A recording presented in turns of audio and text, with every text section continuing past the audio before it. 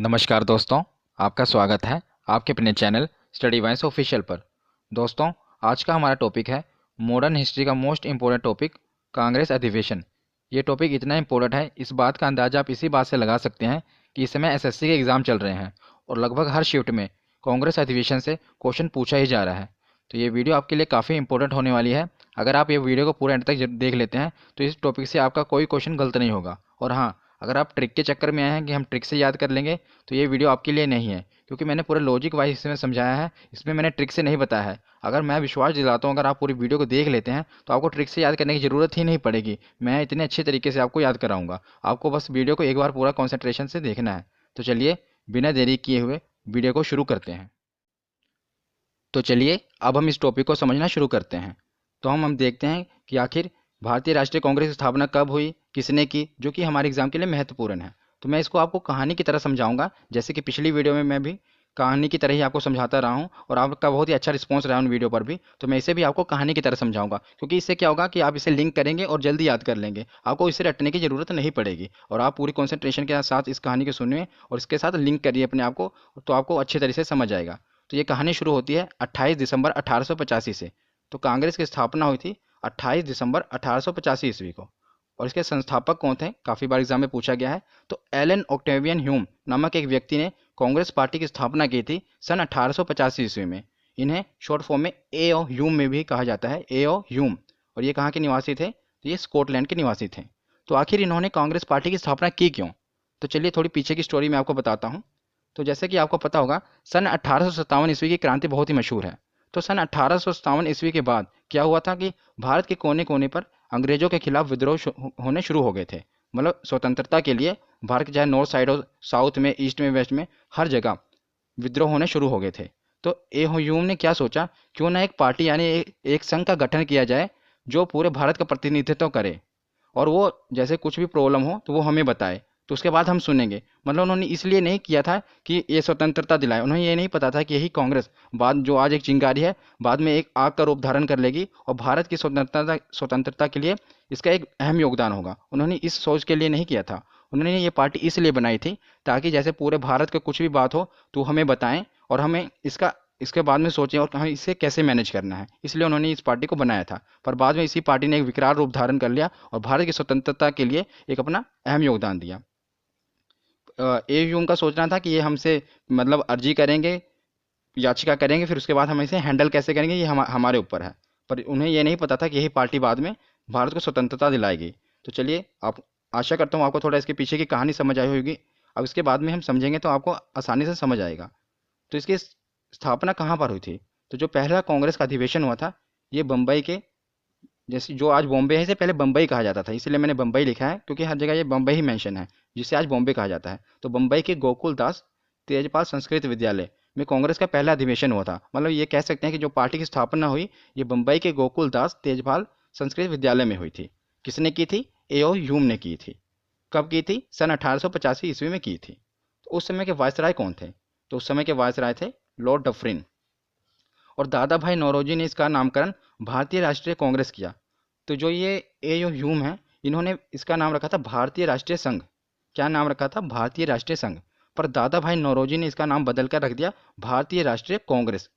बहुत ही इंपॉर्टेंट है, किसने इसका नामकरण किया ये पूछा जाता है। तो भारतीय राष्ट्रीय कांग्रेस का नामकरण दादा भाई नौरोजी ने किया, जिसका पहले नाम क्या था? भारतीय राष्ट्रीय संघ।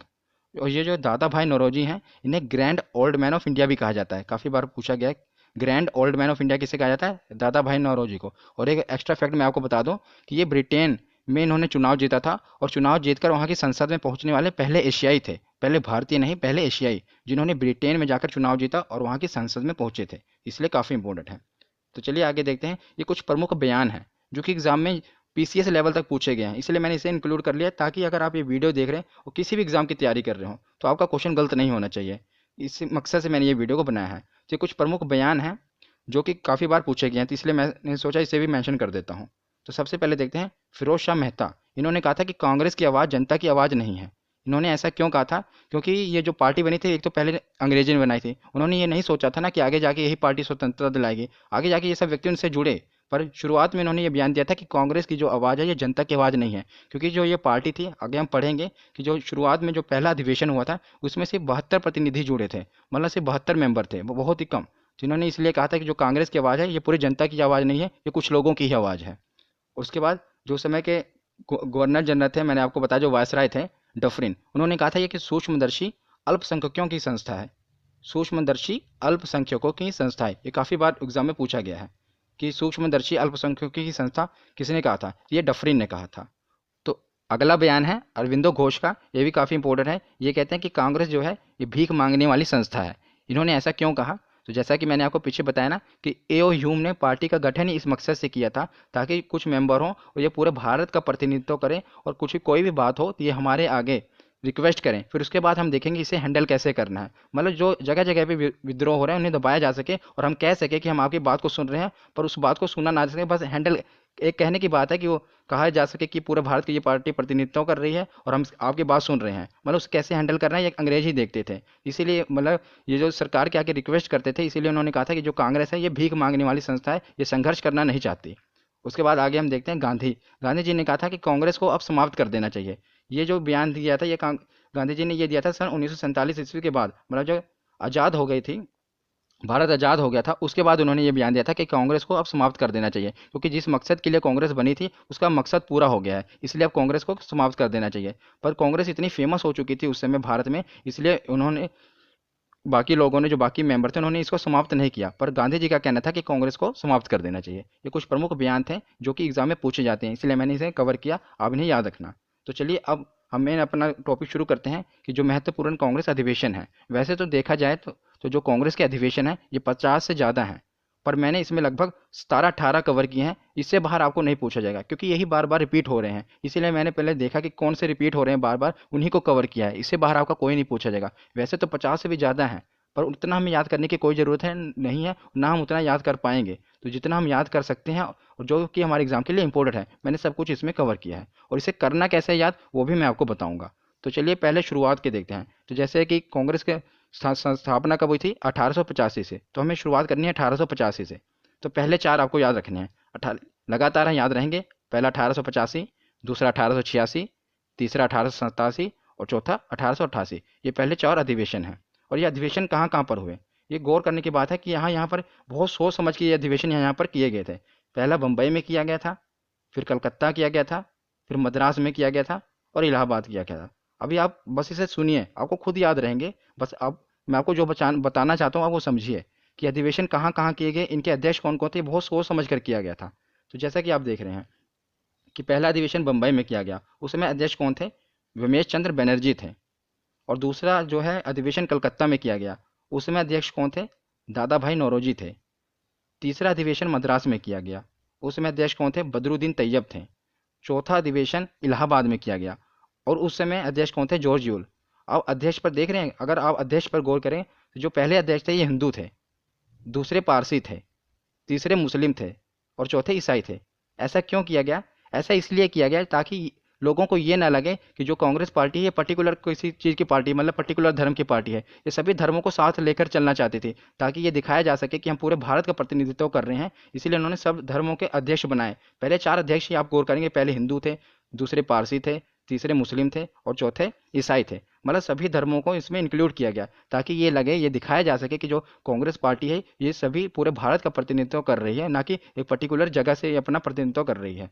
और अब अगर ये देखें कि कौन कौन से स्थान थे, मैं आपको मैप से बताता हूँ। देखिए पहला अधिवेशन जो हुआ था ये हुआ था बम्बई में, दूसरा अधिवेशन कहाँ पर हुआ? सीधा कोलकाता में। और तीसरा अधिवेशन कहाँ हुआ? इलाहाबाद में। और चौथा अधिवेशन कहाँ हुआ? मद्रास में। आप गौर कर रहे हैं कि कहाँ कहाँ पर अधिवेशन हुआ? पहला तो बम्बई में हुआ जो कि भारत के पूरे वेस्ट में है, दूसरा कलकत्ता में हुआ जो कि ईस्ट में है, तीसरा मद्रास में हुआ जो कि साउथ में है, और चौथा इलाहाबाद में हुआ जो कि नॉर्थ में आ जाता है। तो देखा, इससे ये दिखाने की कोशिश की गई कि हम पूरे भारत के कोन को, मतलब हम एक जगह की पार्टी नहीं है, हम पूरे भारत को कवर कर रहे हैं। इसलिए उन्होंने अपने अध्यक्ष भी हर धर्म के रखे, और जो पहले चार अधिवेशन हुए वो भी भारत के चारों कोनों पे हुए। मैं आपको ये समझाना चाहता था। ये बस ऐसे ही आपको नॉलेज के लिए बता रहा हूँ, ये बस आपको याद रखने के लिए। तो चल अब हम मेन अपना देखते हैं। 1885 में मुंबई में विमेश चंद्र बनर्जी ने इसकी अध्यक्षता की। उसमें 72 प्रतिनिधियों ने भाग लिया था। इसीलिए तो कहा गया था कि ये सूक्ष्मदर्शियों की पार्टी है, क्योंकि जो पहले बाद में जो इसके अधिवेशन हुआ था उसमें बहुत कम मेंबरों ने भाग लिया था, सिर्फ 72 प्रतिनिधियों ने भाग लिया था। और दूसरा कलकत्ता में हुआ, जिसमें दादा भाई नौरोजी ने भाग लिया। तीसरा मद्रास में, जिसमें बदरुद्दीन तैयब ने। इससे क्या पूछा जाता है कि जो कांग्रेस के पहले मुस्लिम अध्यक्ष कौन थे, तो कांग्रेस के पहले मुस्लिम अध्यक्ष कौन थे? बदरुद्दीन तैयब। ये क्वेश्चन इतना बार पूछा गया कि पूछ पूछ के घिसा दिया गया इस क्वेश्चन को कि पहले मुस्लिम अध्यक्ष कौन थे, तो बदरुद्दीन तैयब थे। नेक्स्ट देखते हैं 1888 में इलाहाबाद में हुआ। जॉर्ज यूल इसके अध्यक्ष थे और ये पहले अंग्रेज अध्यक्ष थे। तो पूछा जाए पहले मुस्लिम अध्यक्ष कौन थे, तो बदरुद्दीन तैयब थे।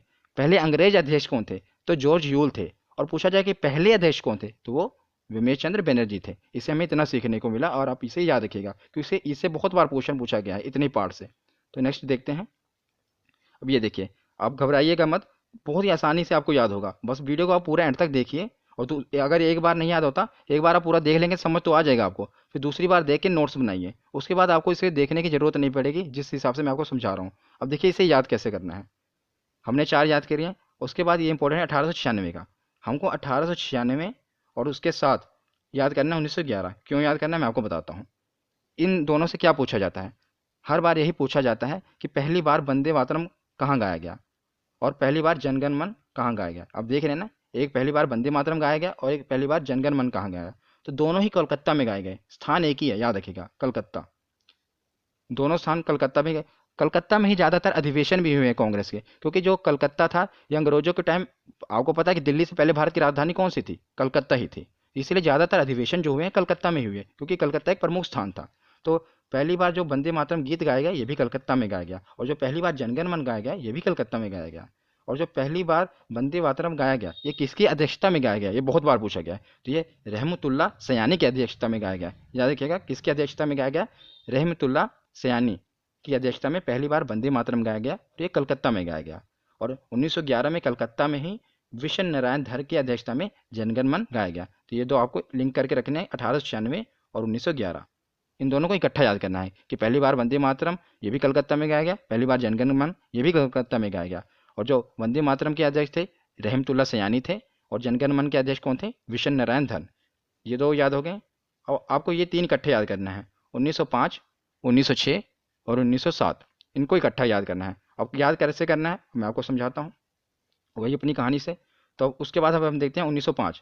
अगर आप गौर करेंगे तो मैंने आपको पिछली वीडियो में बताया भी हुआ है, अगर आपने वीडियो को देखा होगा। मैं आपको बता दूं कि इससे पहले मैंने आधुनिक भारत, मध्यकालीन भारत और प्राचीन भारत को बहुत अच्छे से कवर किया है। अगर आपने नहीं देखा तो आप अपने चैनल स्टडी वाइंस ऑफिशियल में जाके हिस्ट्री की प्लेलिस्ट में जाकर उन्हें देख सकते हैं। आपका बहुत ही अच्छा रिस्पॉन्स रहा है। मैंने बहुत ही अच्छे तरीके से और छोटी सी वीडियो में आपको बहुत कुछ कवर कराया है। तो उसमें मैंने ये बताया हुआ था कि जो सन 1905 ईस्वी में क्या हुआ था कि अंग्रेजों ने बंगाल का विभाजन कर दिया था, मतलब बंगाल को 2 टुकड़ों में बांट दिया था। आज आप जो देख रहे हैं ये जो बांग्लादेश बन गया, उस समय भी ऐसे पूर्वी बंगाल और पश्चिमी बंगाल को बांट दिया गया था। बाद में एकजुट हो गए थे और बाद में पाकिस्तान बन गया था, लेकिन 1905 ईस्वी में भी इसका विभाजन कर दिया गया था।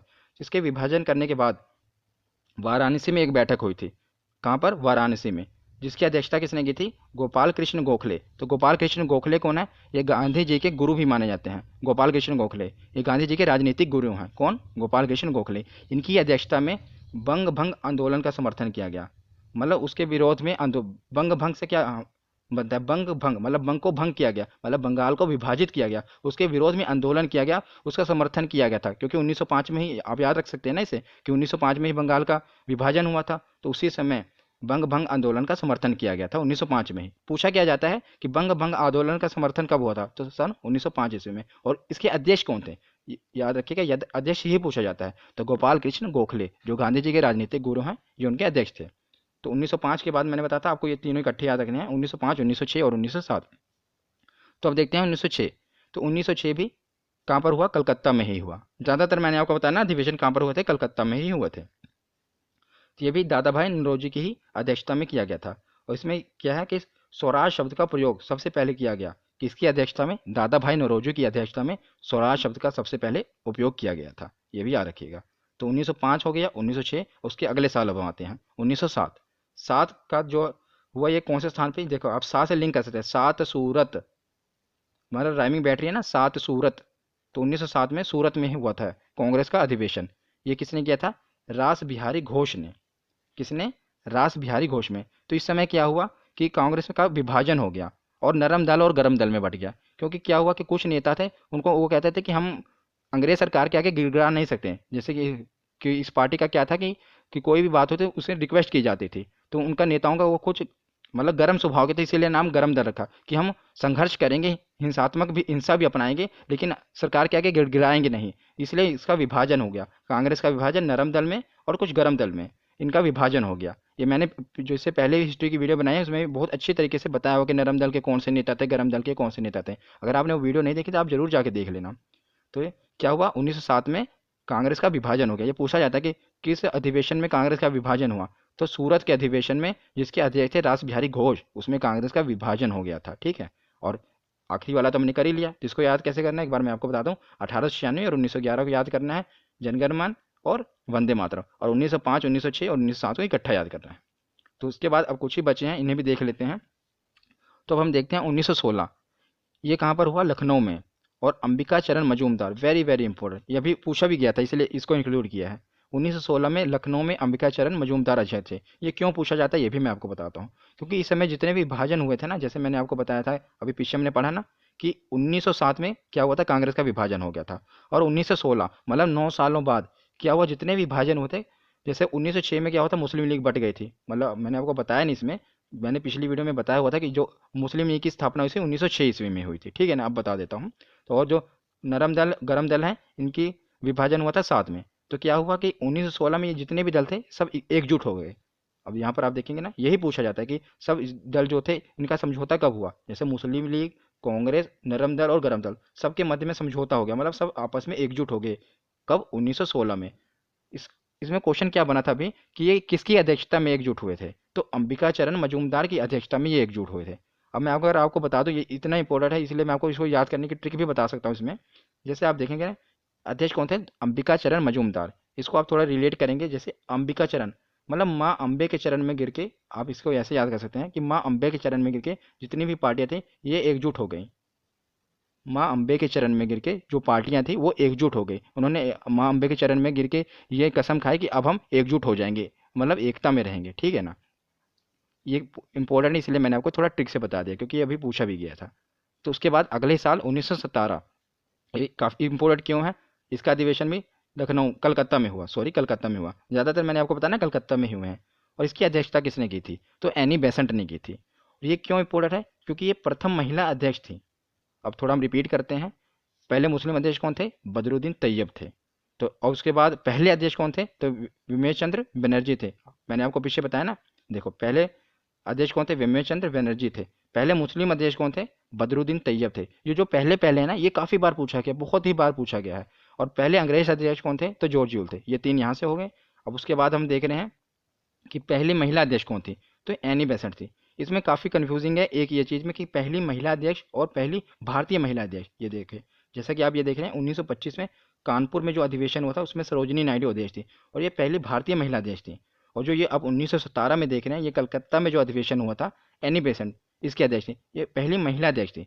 मतलब पहली महिला अध्यक्ष पूछा जाए, इसी में बार बार कंफ्यूजिंग क्रिएट करता है एग्जामिनर। वो ये पूछता है कि पहली महिला अध्यक्ष कौन थी, तो पहली महिला अध्यक्ष तो एनी बेसेंट थी। लेकिन अगर वहाँ पर लिखा आ जाए कि पहली भारतीय महिला अध्यक्ष कौन थी, तो पहली भारतीय महिला अध्यक्ष सरोजिनी नायडू थी। ये आपको याद रखना है। तो 1917 और 1925 को रिलेट करके चलना है कि 1917 को जो कोलकाता का अधिवेशन हुआ था, एनी बेसेंट वो पहली महिला अध्यक्ष थी।